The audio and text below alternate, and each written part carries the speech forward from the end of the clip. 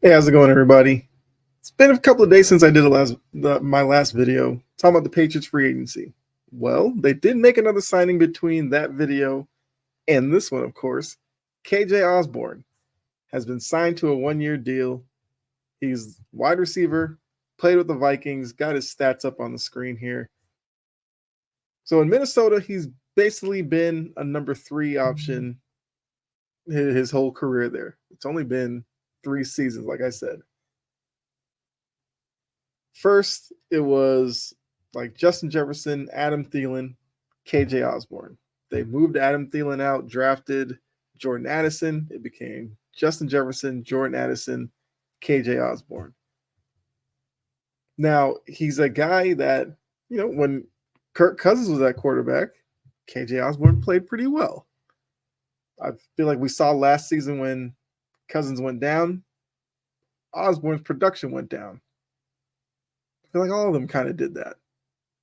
So, his numbers may not jump out at you, but you got to figure as a number three option, he's basically averaged like, 600 yards on, let's say, like 55 catches or so.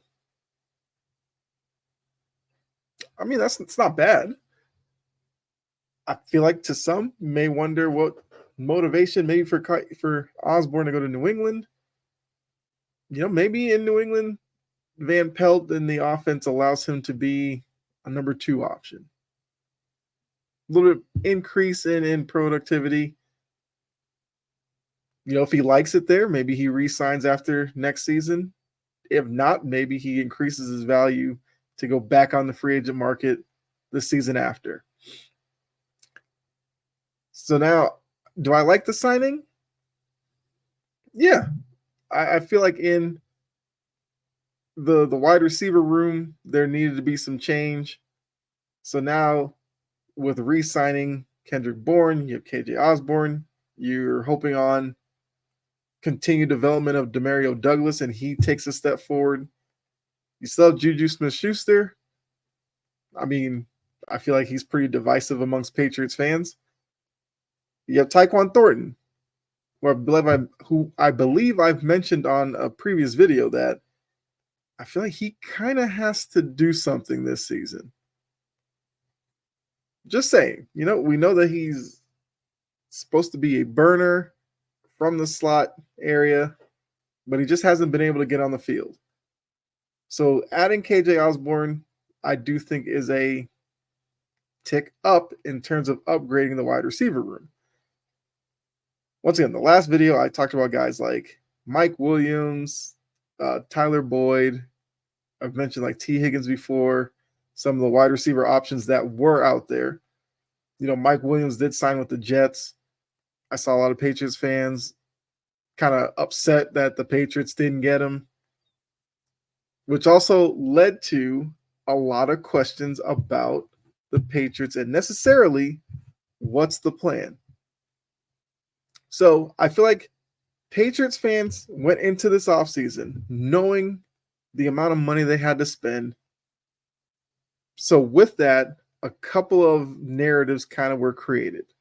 The first one was spend money, bring in a bunch of big names, try to do a quick turnaround. But as we've seen, they have signed like 15 players. A lot of them were re-signing guys from last season. They brought in a few from the outside, but nothing to really make you go crazy, right? Like Antonio Gibson, not a huge name around the league. Austin Hooper, not a huge name. Taki, not a huge name. While we're seeing guys like Keenan Allen moving on, Mike Williams, Justin Fields, Kirk Cousins, a lot of big names that were out on the free agent market. I mean, the biggest name the Patriots probably signed was re-signing Mike Onwenu. And if you look at the grand scheme of things, how big of a name is Mike Onwenu around the whole NFL? I feel like people recognize him for what he could potentially be. But as of right now, he's, yeah. So that collection of Patriots fans have been kind of upset with what they've done this offseason. Because, like I said, big names are going left and right. None of them signing with the Patriots, although the Patriots are connected to some of them. But I feel like for Boston fans, we've kind of seen that with the Red Sox, where the Red Sox are engaged in talks with big name free agents who just opt to go somewhere else. And, Red Sox fans are left wondering what the front office is doing. And I feel like that's kind of getting into the Patriots fans now. And that is a way to look at it. You bring in a bunch of big names, you spend like crazy, try to get a quick turnaround, most likely because of the Patriots' decline after the 10-7 Mac Jones rookie year to 8-9, 4-13. A lot of those big names probably wouldn't sign in New England for more than 1 or 2 years. So you load up for 1 or 2 years. Let's say the best you do is fringe wildcard team. So now 2 years down the line, you're kind of left in the same situation where you're trying to find answers. That could lead to maybe a new coach search. Maybe Elliott Wolf, they're looking to replace him and all that, and you're kind of back to square one. What I think is going on with the Patriots is looking at who they re-signed. They looked at the team from last season, brought back the guys they felt like were salvageable. The other ones, let them go. Like Devontae Parker was allowed to go on to the Eagles. Mac Jones gets traded away for a sixth, which a lot of people are kind of like poking fun at that they didn't get more for him. And again, Justin Fields was traded for a sixth. Well, conditional sixth that could become a fourth. And I know a lot of Patriots fans were kind of upset the fact that they traded Mac for a sixth. It only took a sixth to get Justin Fields, yet the Patriots didn't do it. And that's perfectly fine as well. But I feel like they are taking the approach that they don't want to turn this into a quick fix that if failed, maybe you turn into the Saints or Chargers or one of these teams where you have a collection of big names.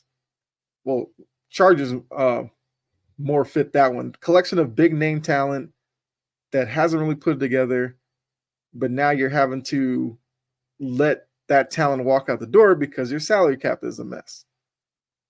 And once again, the Patriots still have plenty of salary cap to spend. They have northward of like $55 million. Of course, they have to set aside for draft picks, but still a lot of money that they still could make some moves. Like I said, Tyler Boyd still out there. I guess the T. Higgins situation, if he's still serious about being traded out of Cincinnati, I guess the Patriots could work into that.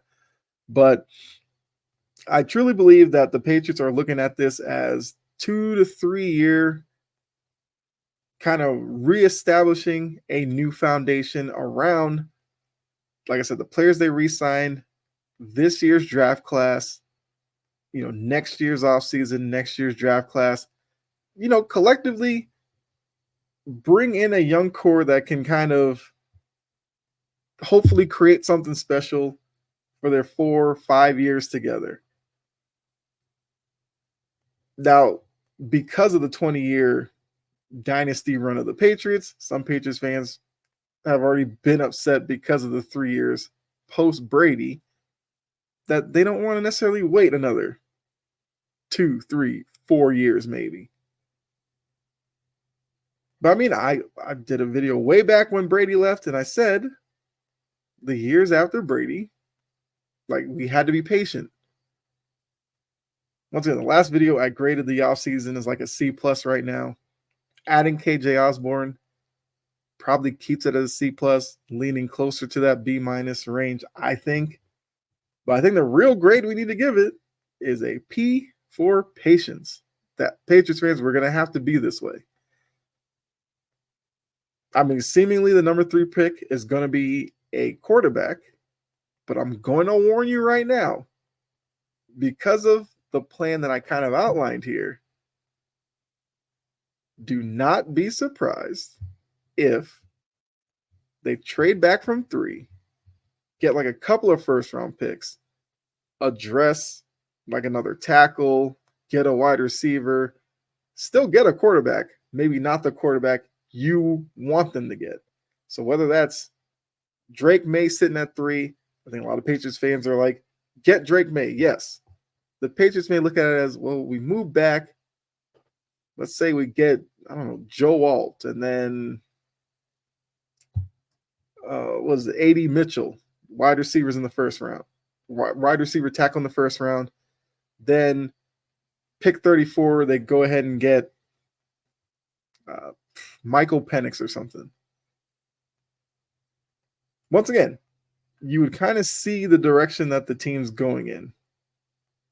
And like I said, I feel like it's establishing a new foundation, not necessarily trying to patch up the foundation from last year to hopefully build a structure that leads to winning consistently. That's what I think is at work here. So expect to see probably,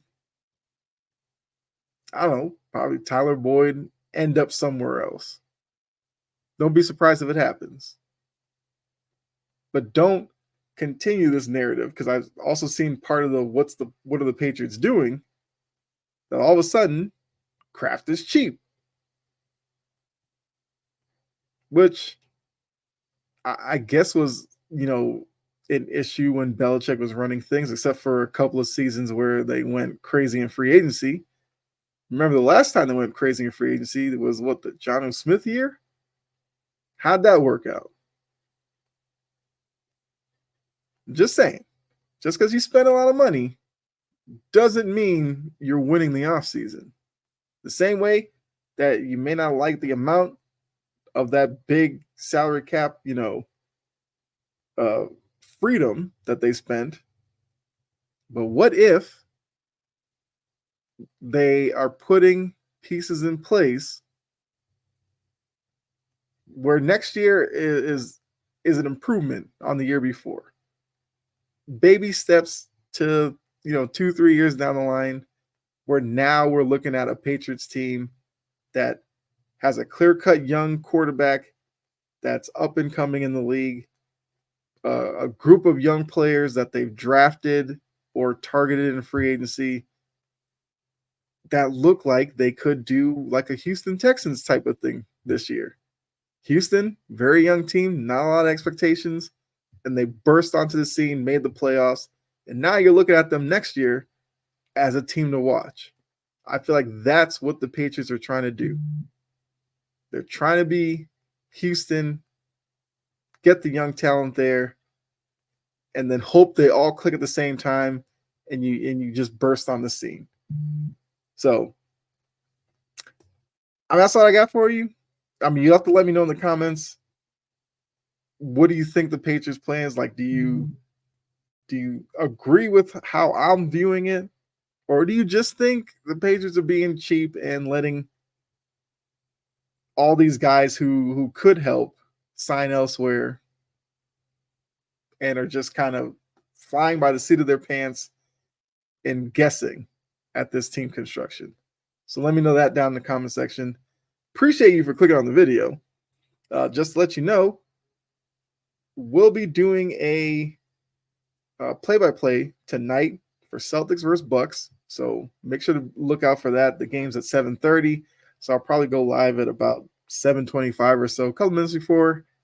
So that way I can get in, talk to you all before tip-off, and then we'll have some fun during the game. So just want to let you know that.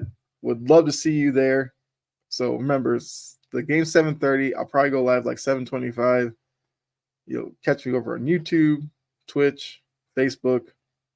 They're all up here on the screen. If you follow me on any of those, you'll see when I go live. So appreciate it. Enjoy the rest of your day. I'm gonna go ahead and get out of here. Get ready for this Celtics Bucks game tonight. So, like I always say, I always appreciate all of you. So God bless. I'll see you later tonight where we go live. But yeah. All right.